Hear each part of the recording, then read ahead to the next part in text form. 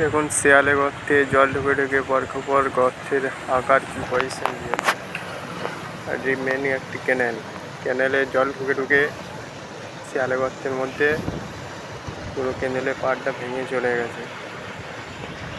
এইদিকে জল ঢুকছে এই যে ভেঙে ভিতর সাইডে কিভাবে ভেঙেছে দেখ, পুরো ধস নিয়ে যায়নি, পড়ে যাবি।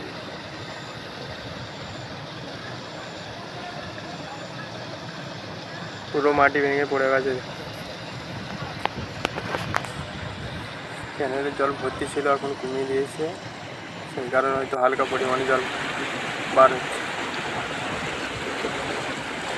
ও শক্ত জল বেরোচ্ছে।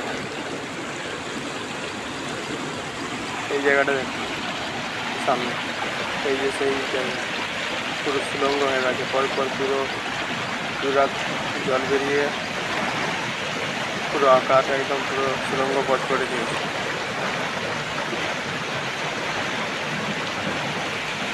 এই পরিমাণটা কমিয়ে দিয়েছে, তাই না হলে বহু এলাকা পরপর জলে ডুবে যেত, এমন পরিস্থিতি হয়েছে।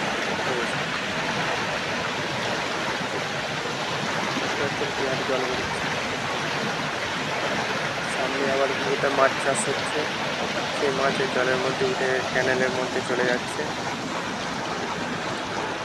এলাকা পুরো একদম পুরো সামনে ধানের জমি সব ডুবে গেছে, মাটিতে বুঝে গেছে ধানের জমি। এখানে মাছ চাষ হয়, মাছ প্রচুর পরিমাণে মাছ এই জলের মধ্যে উঠে